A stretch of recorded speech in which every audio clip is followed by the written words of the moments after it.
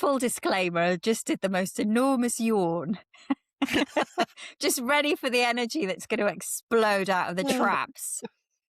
So welcome to episode 12 of Unruly by Nature with myself, Rachel, with Sue Mim and Kimberly Howat. Hello, ladies. Really Hello. excited to have you all back together. So this episode, as usual, we don't know what we're going to talk about, but I sort of know what I want to talk about because our dearest Sue has just returned from South Africa. That's my best accent. Good one.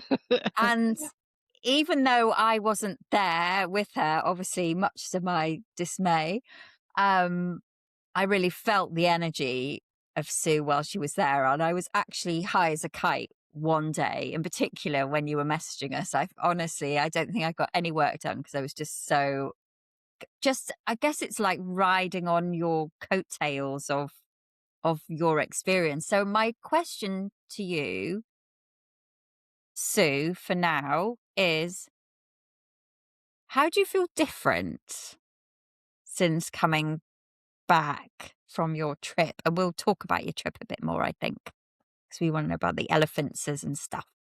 So that's a really interesting question. And I'll tell you an observation that I made that may or may not link into this. But when I was on my walk this morning, and in fact, yesterday already, I've only been back 2 days, my body feels extremely heavy. It feels like I was like walking on air there. And now that I'm back, it feels extremely heavy. Whether that's part of the mood that I'm in, part of I don't know, but it literally feels like that I want to say that the gravity feels heavier. Does that make sense?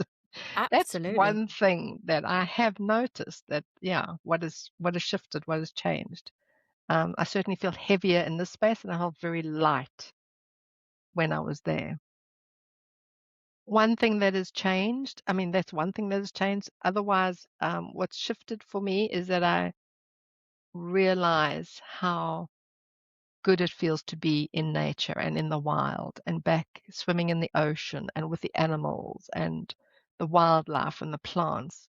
We have that here where I live in Austria. We have a lot of that, but it's almost like I want to say it's in my blood. Africa is in my blood. It's like coming home, and it feels very much like I come home when I go there. Is that I feel very much part of it, and I recognized how much I miss being so deeply embedded. I want to say embodied in nature. I mean, the bit that really I resonate with deeply is how the environment impacts how you feel. Yes. And I don't know that we always necessarily recognize that, perhaps because we're not as connected to our bodies as we could be. We're not aware of, because of, we've been into this topic, I think, already about labels, et cetera, et cetera. But I know I feel as soon as I go in the sea here, I live in the south of England. So it's not exactly the most beautiful, crystal clear, warm sea. But I know when I go into the water, I feel euphoric. I feel absolutely, and I come out and whether it's just my body being in the water or how I feel mentally being in the water or all the minerals or being connected to all the creatures in there, I don't know. But I just think there's a lot of power in recognizing how an environment impacts us physically. Do you remember Kim, you came on the Animal Reflections course, and do you remember there was a lady on there that had chronic arthritis, like really, really, really painful arthritis. And she went away with some friends and she couldn't walk that far. And she went away with some friends and went to Spain, I think it was. And she said she had no pain and she walked miles when she was there because it was somewhere that she felt really good. It's just fascinating, isn't it? How and even our plants, we were talking before we jumped on the call, I know I mean, I've got a yucca behind me, which is pretty hardy, but some plants more sensitive than others, just like people, I guess, and animals. And you just change their environment just very slightly, and it completely impacts their state.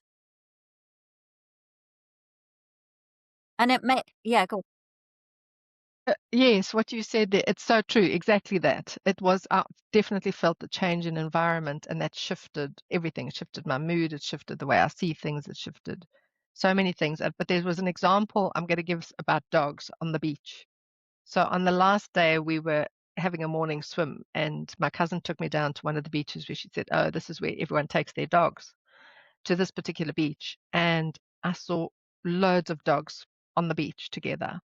And I, of course, I started watching the behavior and started watching all the little mimics and whatever, and it was fascinating. And I thought, here's an environment where the people are all relaxed. They're there with their morning coffee, they're there for their morning swim, they're meeting up with the locals, and the dogs were all obviously off leash, and there were quite a few of them. And some were happily playing ball or fetch with their owner, some were happily interacting, some were just lying in the shade, some were doing their own thing. But when they did come into contact, it was all so relaxed and so easy. There was no tension whatsoever in the people or the dogs. And that's exactly what I thought. And this is a social environment, and the animals are responding accordingly. They were just so relaxed in their social skills because the people were. And they were in, as I say, we were at the beach. It's love. Everyone was relaxed and chilled, and the dogs were too. Take it into a public space somewhere else, perhaps in a park in a city, and it's very, very different because you've got a yeah. different energy there altogether. Yeah, and it's not just the people and the dogs, is it? It's everything else around. It's the Everything. noise, it's the how the earth, the plants, it's everything that's contributing. I think we tend to look at it through quite a narrow lens, don't we? We either look at the dog or the person, but there's just so many more other factors. And I think the environment is it's such a massive factor. I think it is a really big one. Yeah.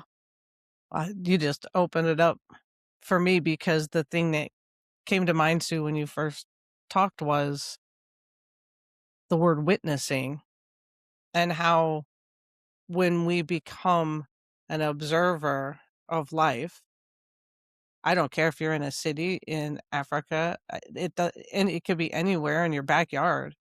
When you become an observer of nature, you can't help but open up to a wider series of perspectives when you see what's going on. And I think the weight that you feel coming back here is very telling about how in tune your energy frequencies are with home in South Africa. And I think it's so important for us to start coming from this place more rather than putting on the posturing, the masks, pretending to be something that we think everyone else wants us to be. And what I hear you saying is when you were there, you felt very natural, at ease, at home in your world. And we can certainly do that in a city. But I think first we have to observe ourselves and then find where we're really putting a mask on for someone else. Spot on. Spot on. Yeah, when you that really landed then, Kim, when you said you can do that in a city too, because actually I buzz in a city too. Like um I love a city, and I live right next to a city. I'm kind of urban and rural, and I observe a lot of dogs having an absolute blast because the people just buzz on the city. So I guess it is that it's how it's you're the centerpiece, Yes. right? Mm. So you're observing. If you're feeling that in that environment, then your environment reflects how you're feeling from the inside as well too. Yeah. So what animal impacted you the most? Gosh. Well, I say animal, there are plants as well, There but what were, yeah. Before we go there, I Yes. just wanna go back though, because I think it's like you say you were buzzing in the city, and but isn't that it? It's something that we have to know about ourselves. I was Mm. born in a small town, I don't buzz in a city. I know that it I need my country. I need the trees, I need the animals and nature, and so I think it's interesting, it just shows how we're all different. It's not that I can't get on in a city or be in a city, but I will probably feel that heaviness of, this isn't your home or your comfort zone. For me, one of my there's 2 places that feel amazing to me. One is Hawaii, where there's the ocean and the volcano, and for whatever reason, I feel what Sue is explaining when I'm on the big island of Hawaii. So, it makes you think if I feel heavy here where I grew up, hmm, but life keeps you here, and that's okay, so you learn how to maintain it. But it's just an interesting introspection, I think. And now back to the animals. Yeah, no, I Quest love that introspection because it's exactly it, Kim. I mean, this is also still my home. This is where my family are and my dogs are, and it was beautiful to come home to that, to that home. But it was really interesting feeling the difference in the energies of and how I respond to them, how I respond to them. Yeah. It's just information. Yeah, absolutely.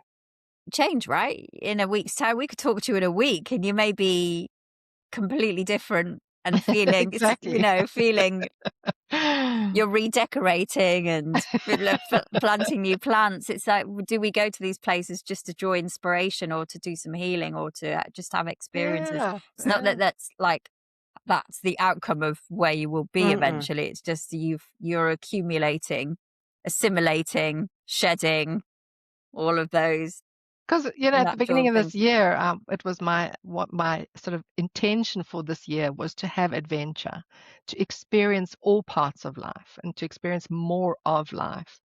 And that's exactly what for me, this trip was. It was experiencing more of life and experiencing the adventure of life and knowing that it's possible and it's there. And as you say, when you're coming from that observation where you're observing what you're experiencing at the same time. So you're embodying it and you're observing it. It just gives it a whole new dimension um, of how exciting life is, I think.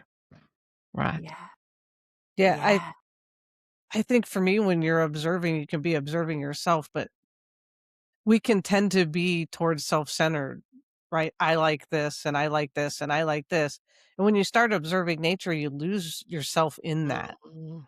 And I think it just when you get quiet and just observe, I think magic happens and insights come, and it's yeah, it's just magic is the word that's there. We lose that sense of separation, don't you? Yes, Mhm. that's I exactly think, it.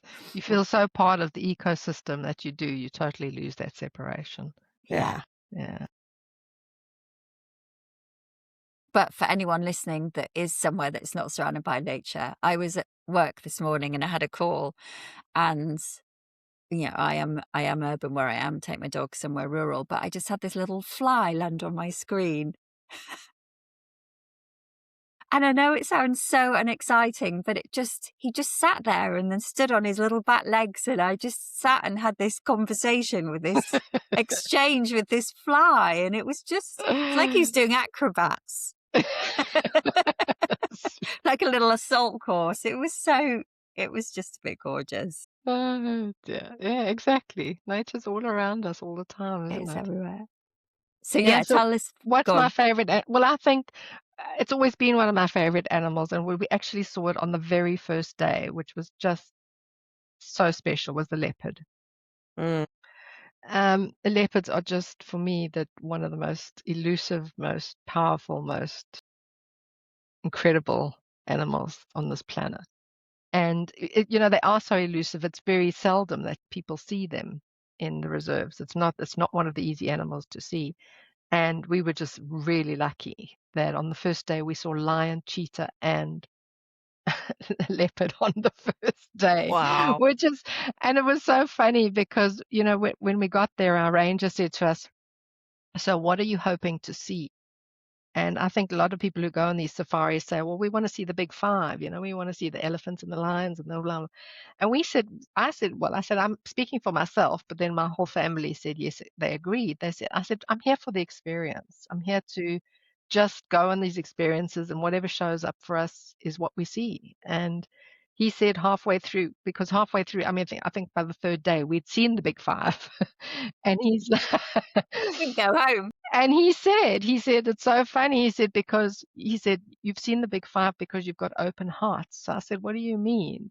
And he said, those people who come here with expectations, and this is what I'm here, and an agenda, he said, the animals won't show themselves. And he said, the animals show themselves to those with open hearts. And I just thought that was so beautiful. And then it made me think about, as I said, it's not easy. The reserve, it was a private reserve, but it's like something like 51,000 hectares or something. It's massive. And it's, this, a lot of it is high grass, thick bush. So it's, you can't necessarily, the only animals that you can see obviously sticking out like a sore thumb, and even that not, are elephants because of their size. Otherwise, they're all in the bush hiding. And it really was, I just suddenly had the thought, the animals will show themselves if they want to. They don't have to. They can totally be hiding at all times. And yet most of the time, the animals we saw were really close to the road. They were really close to the roads we were taking. So why would they do that? Yes, some of them do like to follow the tracks, the trails or whatever. But there's acres and acres of natural vegetation that they can hide and never be seen. So why is it that we get to see some of them so close up? And it really was. For me, it was like, well, they are wanting to be seen. Otherwise, they don't have to. Did you think that they want to see, ooh, look, human? That was on their big five list, but it's got to be specific human energy. Yeah, so it's just like, so like we were, the leopard, for instance, when we got there, was taking a snooze in the tree, and it was just exquisite to watch this big cat, yawning and stretching, and his butt like resting on a branch, and he was just so beautiful, incredibly beautiful. And at some stage, he just yawned, got up, jumped on the tree, and disappeared into the grass, and that was it. He was gone. No more sightings after that, and for the rest of the week, no more sightings.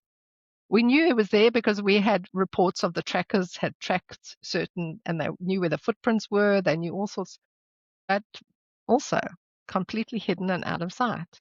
And so I think they're curious about us too. And there was one bird that we used to see regularly. It's a European roller. It's very pretty blue. It's a bit like a jay. No, what is it called? What do you call a jaybird, Kim? It's a colorful bird, or is the jaybird the black and white sort of crow? We have like a blue jay, which is black, blue and white. Yeah. So it's really colorful, this roller, and it tends to sit on trees as well, very obvious, pretty close. And I was convinced because every time we would drive up with the vehicle, you'd see the rollers, and it would make a call and then fly on, like in front of us, like leading the way, and then fly off. And then, I don't know, a kilometer later, we would see the next one and the next one. And I said to the jay, so tell me, what is the story here? Because I'm seeing you all the time, not one particular, but that species, seeing all the time, everywhere. What's the deal? And the message I got was, well, we are spotting humans. You spotting animals, we're spotting humans. And it felt like there was this network. They literally had this whole network of birds going around. This is just my interpretation, please, people, don't get me. It's not for real. My interpretation of this whole network of these birds around the thing saying, oh, there's humans coming up over there. Oh, no, they turned off. They're going down there. They're going. I swear they do. I swear the animals watch us just as much as we watch them. They've probably got little remote controls. You think you're driving it, but actually it's like They're like, turn them here, turn them. It's like they've ordered you in. Yeah. A Fascinating. drive-by. Uber Yeah, delivery. fascinating. It's where security cameras came from. It feels like, yeah, they were like Tracking the software. wildlife security cameras warning They're the animals. coming! They're coming! They're coming! 10 The humans hectares! are coming! 5 hectares! But then we saw beautiful, I mean, yes, so we saw these big, magnificent elephants, we saw lions, we saw cheetahs, and a lot of the animals have babies at this time of the year. So it was just cuteness overload with all the little babies, and it was just adorable. But we also saw some really fascinating little creatures, like, little tortoises and the dung beetles doing their thing. And, I mean, it's just incredible. It's so diverse, and it's so, when you start to hear the stories that the tracker tells and the whole ecosystem, how it all works together, it's just, it puts us in our place. It just says, I really felt for the first time, and I'm not religious, but I really felt that we are here to be the guardians of all of this. We should be part of this, and we should be the guardians, right? We're just exploiting, right? It's all just about exploitation versus being the gardeners, being the keepers, being the ones who caretake the entire ecosystem. That's really our role. So yeah, it was very humbling and very beautiful. And intelligence so way beyond anything that we've ever experienced, or that we think we're so bloody intelligent. Do you know the story? I'm going to tell you a story about the acacia trees. Do you know the acacia trees? And the acacia giraffes? trees. Yes. Tell it. Do you know it? I do, but tell it. So the acacia tree is that the one that looks like a sort of an umbrella. It's very often seen in African pictures, and it's the animals like to browse on it, particularly the giraffes.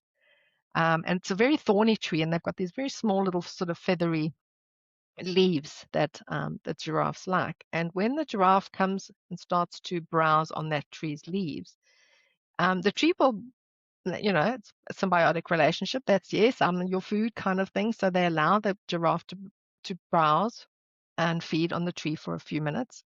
But if they feel that they're overfeeding on that particular tree, the tree will then emit pheromones. So two things: it emits pheromones to the other trees down south of where it is, to say that the giraffes are in the area. And at the same time, it emits a very bitter substance into the leaves, so that the giraffes stop feeding because the leaves become bitter. So in that way, it stops from being over browsed, as it were, and it can, moves on to the next tree. And so this is incredible communication system that goes on. But what's fascinated me further than that, because some of you would have heard that, is how the animals have keyed onto this as well. So they know what will happen, and they know that basically where the wind is south of that, those trees will know. So they'll go north of that tree. They'll head against the wind of that particular tree, knowing that those trees upwind don't know about it, haven't received the pheromones on the wind. So it's this game of, it's just this interaction of, animals and nature, just constantly Adapting? evolving and Yeah. adapting and, Yeah. new strategies. And yet it's also, yeah, it's all like part of it. It's not like me for that old survival of the fittest. I never got that. I never felt that. Do you know what I mean? I just felt it's like everybody takes what they need to, and that's it. Do you know what I mean? It's just a beautiful cycle of life, and that's all there is. Yeah, and everyone's playing their part perfectly. Everyone plays it perfectly. Yeah. Even those animals that are food for another animal, it's all in balance. It's all in balance. There's no, I don't like you because you took my baby, that kind of, it's not like that. It's just, I never got that at all. Do you know what I mean? It's also that the animals were very relaxed even when there were predators in the area. So it's not like they are constantly running in fear of their lives. They live with a certain amount of natural fear. Do you know what I mean? That they, fear of, yes, Them but safe. it's not, they're not running around like anxious animals with their heads cut off. They all just, they know, right? That lion's just fed 3 days ago. So we're perfectly safe around them. And then they just carry on as normal. So it's not like this whole human thing, like, oh, that poor animal he was the prey of this animal. It's not like that. You get the feeling that everything is okay and in balance. Yeah. Exactly. That's amazing.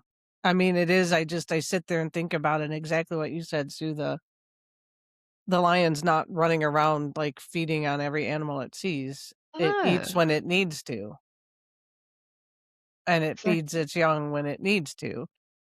And it's not there's not any overconsumption. And in fact, what came to my mind was an Eddie Izzard skit, and it's just hysterical. He's hysterical, but He he is. did this skit about a giraffe that, I'm a giraffe and I'm eating more leaves off this tree than I should.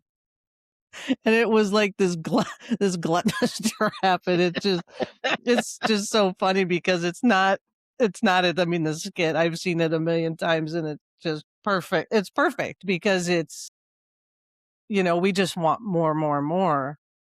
And I think it's good for some people, but I know that's not where I sit, at this point. And it's interesting how it shifts your life when you can experience something that you just experienced. And I think the ecosystem works together. I think that's going to be the line that you said that sticks out for me today, because whether we want to admit it or not, we're part of that ecosystem. And the sooner we can learn to work together and listen and do our part, I think the better off the earth's going to be. Yeah, exactly that, Kim. That's what I certainly was feeling there, as, just that remembrance that we are part of this bigger planet, this planetary ecosystem. And that is our role. If we had any purpose on this planet, it is to make sure that we are playing our part in that ecosystem in order to keep the balance, right? And without all the judgment and um, the selfishness and the me, and I've got to get this and gain that and achieve this, and that's not part of nature, and it's not part of who we are.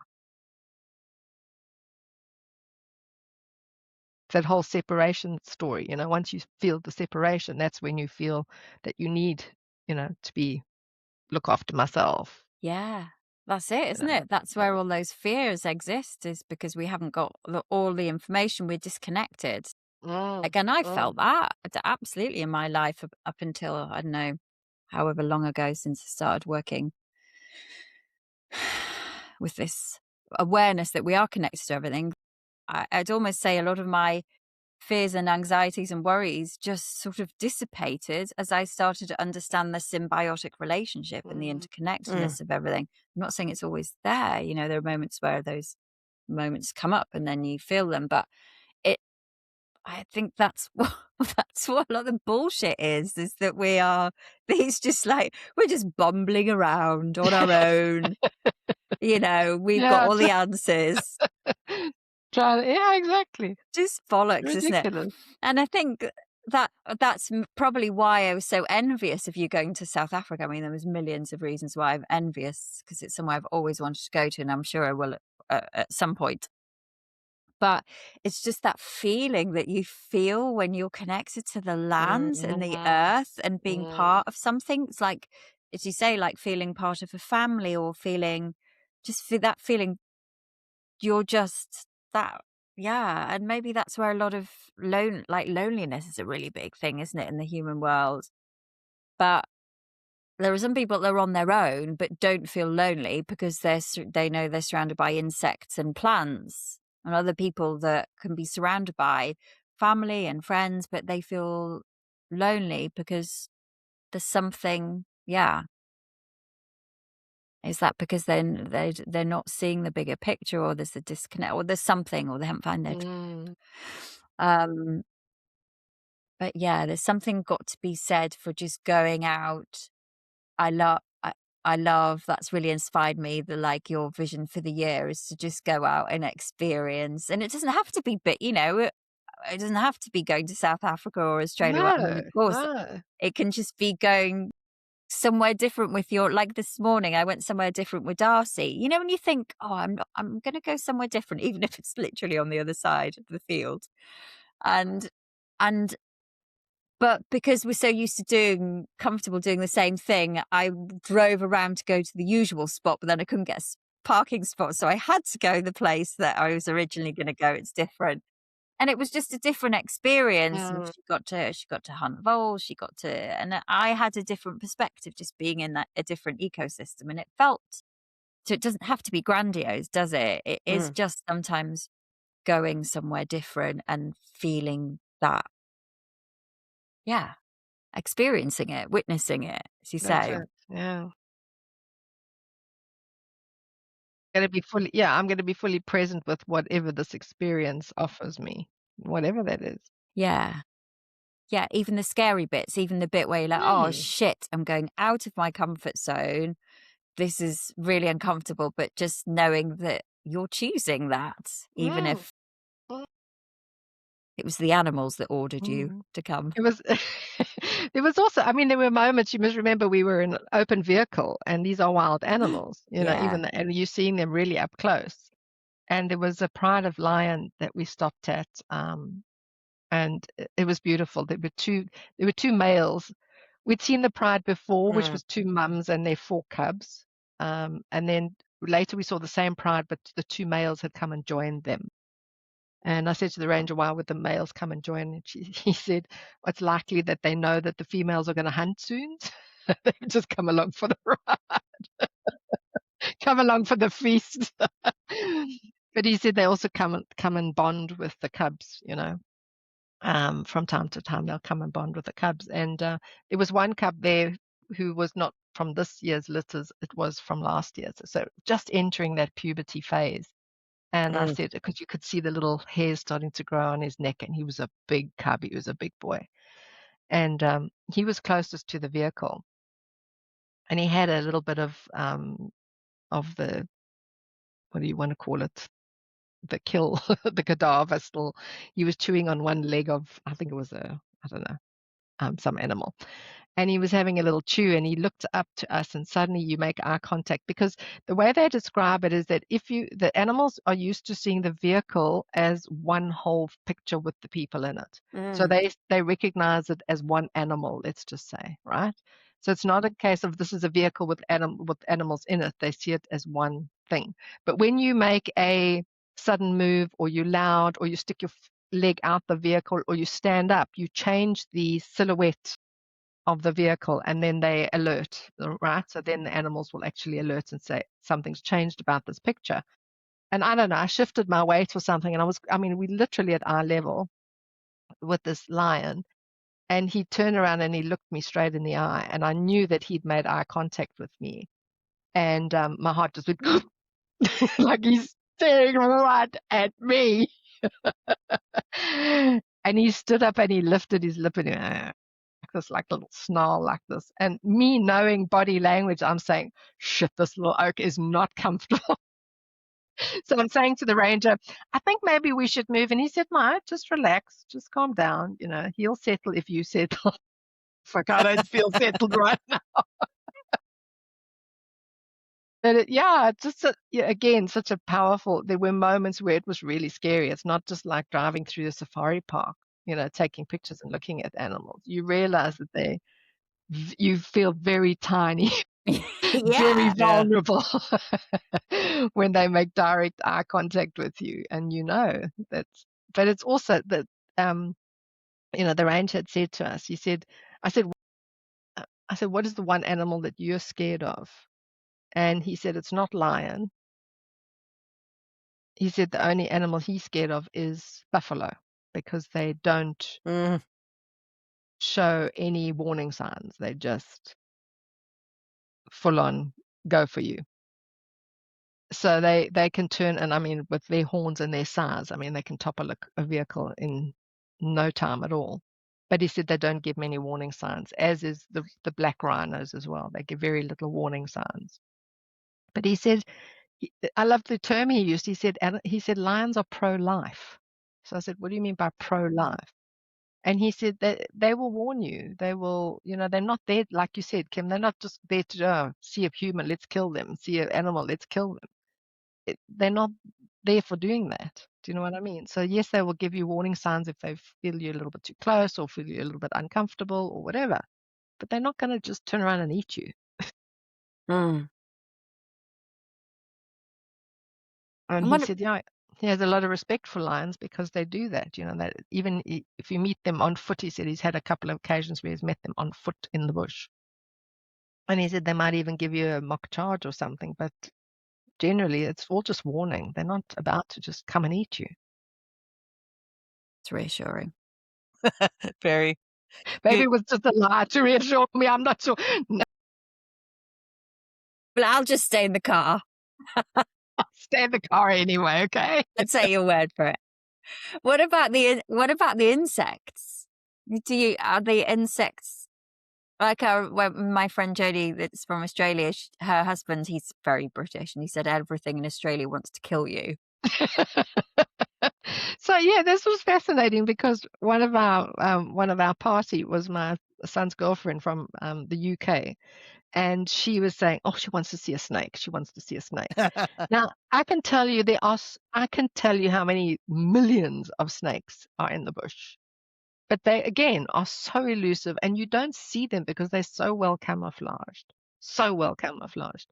But the one day we did see, it was actually near a beach camp that we were at, and we were just hanging around. We were waiting for somebody. I can't remember what it was. We were waiting, and suddenly something rustled in the bushes, and we caught our attention, and we saw a snake, and it was very well camouflaged. Took a picture, identified it as one of the most venomous snakes in Africa. But you didn't even know it's there. Do you know what I mean? It's just, and it certainly, again, is not out to get you. It's trying to hide as much as it can from you, right?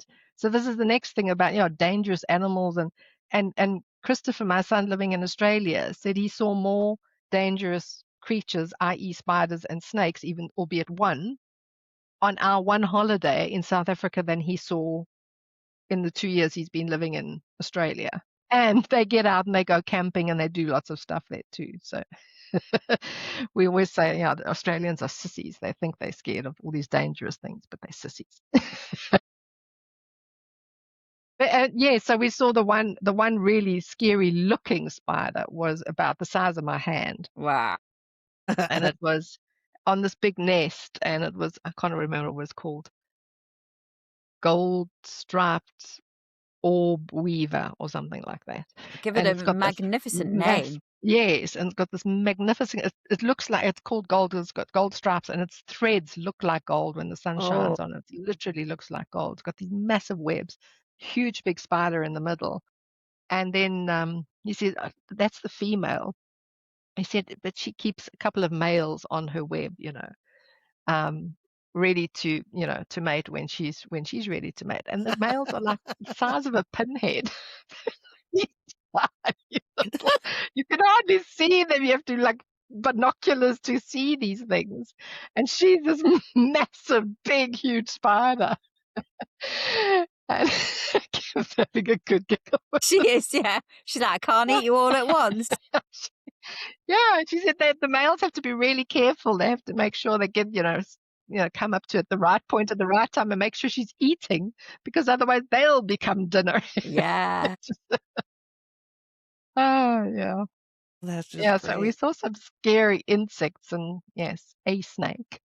But we know, I mean, there's thousands of them out there. You Yeah. don't get to see them. But the most, you know what the number one killer animal in Africa is? Isn't it the hippopotamus? I would Got that I would wrong?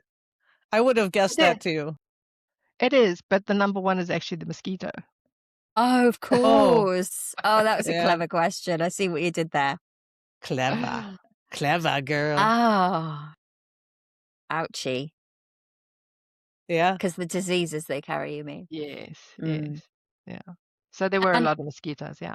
are the diseases that are it's only that humans get those diseases, not other animals that or do they not bite other animals? No, they Isn't that do. They Oh, do. okay. They're just But they're immune to them, yeah. interesting. Animals have immunity to malaria. It's just humans that don't. Mm. Yeah, so yeah, lots of beautiful little creatures actually. Fantastic array of different bugs and beetles and all sorts that we saw.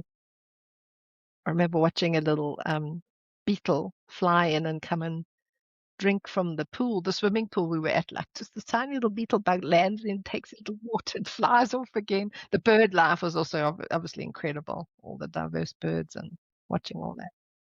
Yeah, it's just like being in Wonderland. There's just so much to see and learn about. Each time we saw something, I would go back afterwards and I would want to read more about it and understand it. And it's just, yeah, a whole new world out there of incredible adventure. Really Yeah. is incredible of adventure. Bringing it back to your dogs, how did Mm. your dogs respond when they saw you? Because you came back different. Were they the same? Like, did they greet you the same? How did they greet you? So it was really interesting. Because I had obviously been in touch with my sister-in-law who was looking after my dogs, and she said they're doing fine. She sent a few pictures, but I could see that they just weren't themselves, put it that Yeah. way. Not unhappy, but certainly not themselves. So when we arrived, I knew that we smelt differently because obviously we just did. We smelled very different. And it actually took both the dogs a few moments to know who Mm. we were. It's always fascinating that. You think they automatically just, but it's obviously got more to do with our smell and our voice than we actually realize how our dogs perceive us because we smelt very different. Mm. Having different clothes, different shoes, being on airplanes, all sorts of different things, eating different foods. Yeah. And the immediate recognition was not there, which I found fascinating. And it was only, and then suddenly the excitement kicks in. Oh goodness, it's you! Very excited.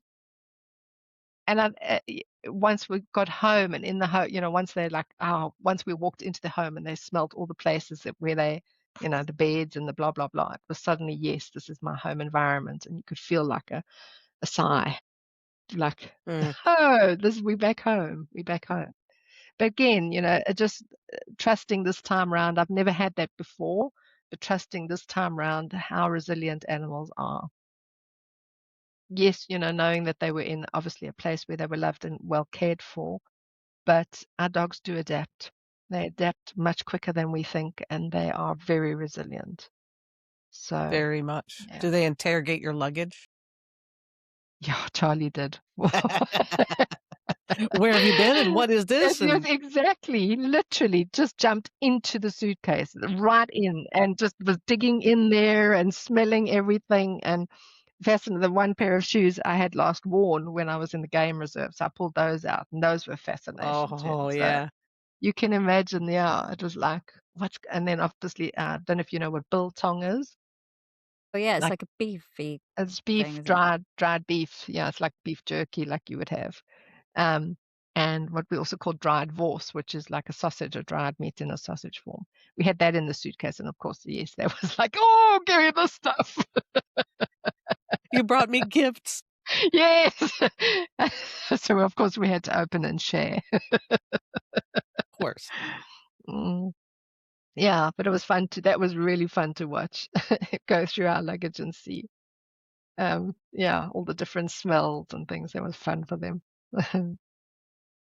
I just have like story, and I don't want to get it wrong. I'm paraphrasing a video that I saw, but it is about the ecosystem and when humans try to intervene, which is the beautiful part about the bush is they're observing and tracking, but Mm, they're just witnessing.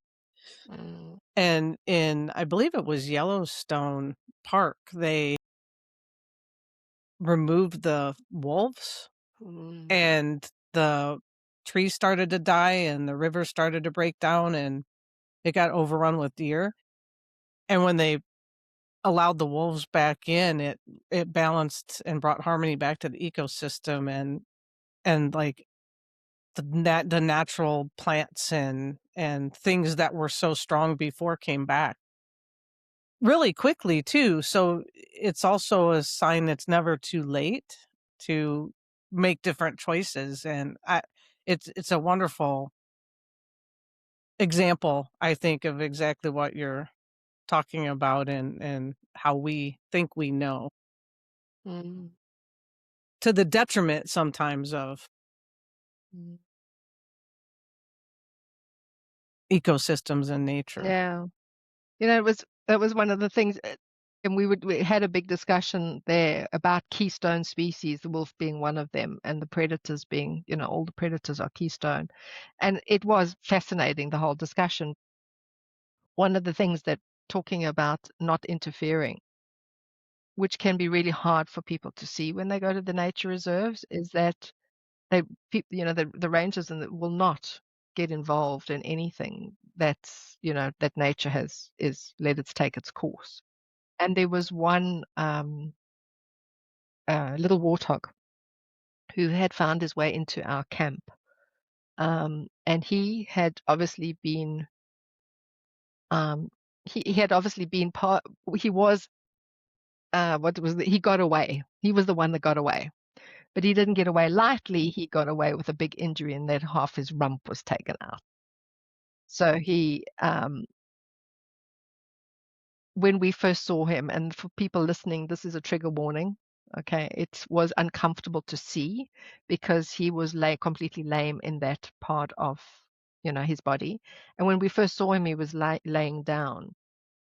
And I just said, is he paralyzed now? What's happening? And they said, no, they've been watching him for a few days, but they cannot get involved. Even though he's found his way onto the camp, they said he will naturally be protected here because not many, there certainly won't be predators that will come onto the camp. But, just they can't do anything about it. In other words, and we said, we look at it like, oh my goodness, this animal's suffering and it's blah, blah, blah. And as I thought that, he hopped up on three legs, carried on walking, started grazing, and he was just living his life. His little tail was going, he was wagging his tail. And here's an animal that's possibly in a lot of pain, but not showing it in that way. Again, it's our perception of what that animal is experiencing. I'm not saying that it wasn't in pain, but maybe experiences in a completely different way to the way Yeah. we see it. Yeah. And just knowing that, again, how resilient animals are. And that this little one just chose to cleverly come to a place where he felt probably safer and more protected, but could still get himself around, could still eat. And yeah, and the ranger said there's nothing they can do. It's possible that if he leaves the safety of the camp, he may be somebody's first prey, because he's obviously can't run. But at the same, they said, that's part of nature, and they don't get involved. I love that story, and it kind of brings it back to that they ordered you in so that you could witness that. Yeah, yeah. Because so the picture behind me is of I don't know, again, I forget what we talked about in our episodes. It's my Weimar on a Sophie, and she had 3 legs. All right, it wasn't gnarled off by an animal in the wild, it was chewed off by her mother at birth. Gosh. Take that, kid. But and people would look at her, and I lived in central London at the time, and she'd ride on the tube, get on the train with me, and walk she'd go everywhere with me, and people's reactions were so diverse. Some people would cross the road when they saw her in horror. Mm. Other people would be like saying, "You're cruel for keeping her alive," because she was a medium to large dog. But I knew that, she lived till she was 12, 13, and I felt she lived her good life. She lived a good life. She had, but it's that perception piece Mhm. Mm. again, isn't it? We are, and that's nothing wrong. We are human beings. We see things through our lens. That's just the way, I guess, we have to filter the world out. We can't take it all in. But what we can do is get curious about what else might be happening, and talk to other people and talk to other animals and plants, and just to get that different, from thinking something has gone wrong to it is part of the symbiotic, dynamic, ever-changing relationship. But I love that story, Little Warthog, and I love that he'd come into the grounds, right? To Exactly. Yeah. benefit Yeah. from the safety, maybe to do a little bit of healing himself before he Exactly. Yeah. Yeah. But how did he know that? How did he know that it's a safe space? I mean, that's also, to me, that was my question. How did he know? Mm. fascinating, right? That's really cool. That's a great story. And the story about your Sophie too. I Mm. mean, it's just Mm. it's a sign, I think. I mean, we're very empathic. Humans are very empathic. I Mm. think it's Mm. this, and we have this reasoning brain where we understand our emotions. And the thing is for whatever reason, many have been born and raised to think that fear is bad, or anger is bad, or feeling heavy is bad. And I mean, it just isn't. And I think when you talk about people that they walked across the street or couldn't look at Sophie or felt sorry for her, that it's an indication there's something that they can't look at in And look their at in in their life. themselves. Yeah. Yeah. And I think we all have that to some degree, but what is it that's gonna trigger that feeling and that emotion? And then it's coming out of your comfort zone to introspect into that if you so choose. And who knows, you might find out something incredible about yourself that you didn't even know. I mean, I think it's an opportunity for discovery.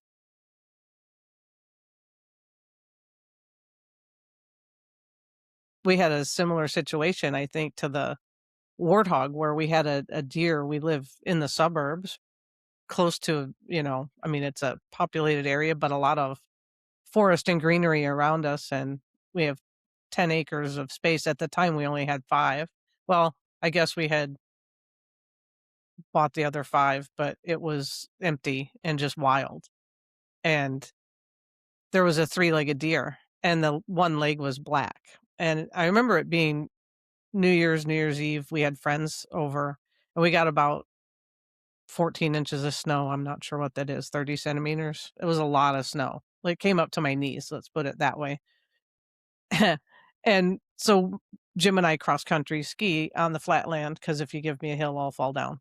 But we go cross country skiing across our very flat ground, and the night before, when it was snowing so hard, we heard the coyotes howl, and we knew that they had probably found this deer. But it was winter. I mean, it was the hardest time of the year for them to hunt and find and survive. And it was so loud and so chilling when they were howling 1 in the morning. We went cross country skiing the next evening. Wow. And we came across the deer in the property that was next door. And sure enough, the coyotes had eaten it, but then the birds of prey came. And by spring, when we went out there, there were not even any bones. Nothing. Yeah. Yeah. Amazing. Oh, you got some water, Kim. Yeah, I do. I don't know. Like, Kim's gonna tell a story and then start hacking along. It's great. But it was just like it was, you could be mortified by the fact, and there is that empathy Mm, that was like, "Oh, they got mm, the deer." And mm. then you realize how many Animals animals that got fed. fed, Yeah, yeah, how many creatures survived because that deer gave exactly. itself. Yeah, exactly. So it's sort of it, and again, it's that perspective. Yeah. Yeah, yeah, exactly that. And like we saw that the same as well, with there's the vultures, there's the hyenas, there's the insects, there's I think the ranger was telling us, I can't remember what the time span was, but we saw an old carcass, and he said, "You will come back here." I think he said in 2 months' time, and you won't even know it was here because right down to some little moth that comes in and actually just turns the bone into powder, whatever's left. Mm, So it is, everything just goes exactly, yeah, and like you said, it feeds and keeps that cycle going, right? That's some cool alchemy, turning mm, a moth coming and turning the bone into yeah. powder. And then I suppose being absorbed by the earth, I guess. That's cool. I'm Yeah, I coming mean, back as a moth. Yeah. What yeah. did you like when you went to sleep at night, did you hear the Oh, sounds? the sounds were just Oh, incredible. For me, anyway, the cicadas I just love them. Some people say they're so loud and noisy. I just love them. It drowned out your tinnitus. That's why I like them. It changed the frequency. Yeah, and it is just that, the sunsets and the sounds at night are just, yeah, absolutely mm, incredible. Um, Beautiful. Just puts you to sleep and just, yeah, deep, deep, deep sleep. oh, And lots of dreams. Deep sleep, but lots of dreams. Interesting. Yeah. All your senses are online now. Like, I wonder if all of your, because being somewhere like that, that's stimulating visually, your body feels physically different. There are different Smells as sounds and well. smells, Yeah, everything. Like, it's got to awaken your senses in some way so that definitely. when you come back to a different place, you're just more primed, potentially. yeah. Well, when you say that, I think that's maybe come full circle to what you asked me right at the beginning. Maybe that's because I felt so light because I literally was. I was tingling whether I was in the ocean, like you said, swimming in the ocean, Yeah. or in the middle of nature, or in the bush like that. That you are, your senses are so heightened that it does. For me, you feel lighter when you're so in tuned. And it's almost like now that when I said I'm feeling heavy, maybe that it feels like they're dulled again. Yeah, maybe. Mm, interesting. Maybe that could be some of the heaviness that I'm feeling. They feel dulled again, not so alive. Interesting. Yeah, Mm. isn't it? Speaking of smells, do you ladies have essential oils today? I Mm. do. I have a hydrosol. Mine is called I Need Glasses. That is not. That's a new one. What's maybe the aroma?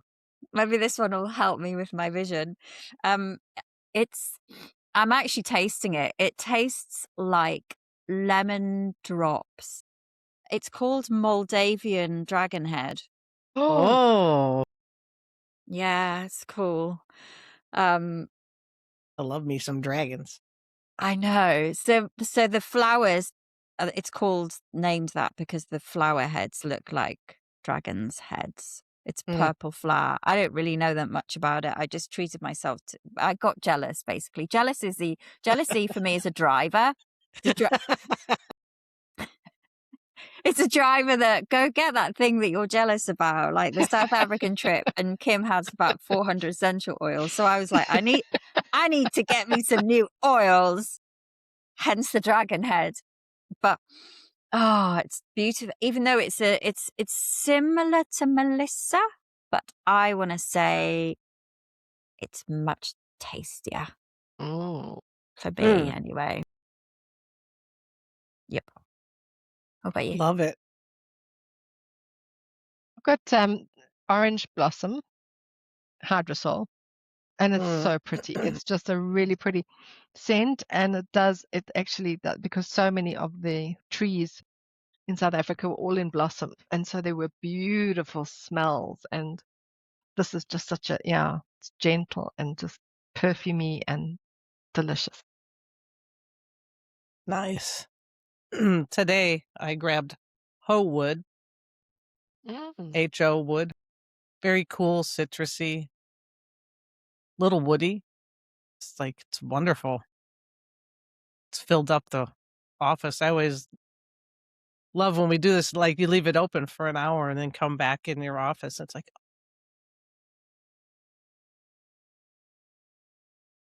very It's an calming. interesting one. I don't have that. I haven't smelt it, but I have heard of it. It's one that had caught my attention, but I don't have it. Is it hoe apostrophe wood? Nope, just HO. All right. Oh. 2 separate words. Mm-hmm. Right. Which is funny because your name is Howard, so it's not dissimilar, is it? Nice. You're like good with the name thing. She is. She's really good with that. You got the Sue Woo the other day, like Science and the woo. That was a good one. Swoo. Kimberly Howard. Howood. Kimberly Howood. I now have a new name. Rachel Knotweed. No.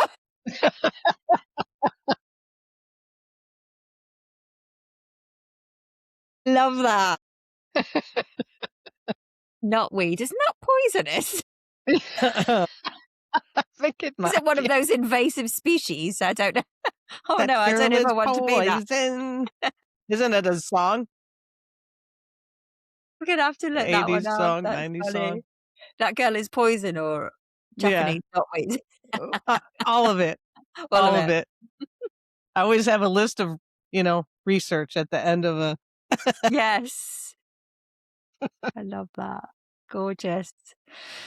Wow. Thank you, ladies. It's good to have you back because, for context, we haven't recorded an episode for 4 weeks because the Groundhog Day episode was one that we recorded right at the beginning. So, yeah, it's good to get back bouncing and discussing with the new energies. Definitely. Lovely. Yeah. Lovely to be back. Lovely to connect. Lovely to be able to share my stories. So thank you. I felt like I'd had a limb removed when you went around. Yeah. It was strange, wasn't it, Kim? It totally was. felt really weird. It's like, come back, Sue. How dare you? I said something to Jim. I'm like, I haven't talked to the girls in weeks. I don't know what's going on. It's awful. It felt like you were missing a limb. It was, yeah. Disconnected. Yeah, It's a good way of saying it. But I love how we've brought this discussion once again full circle. Thank you, ladies. Well, that's a wrap. Awesome. Thank you. See you next time. Thank Bye. you.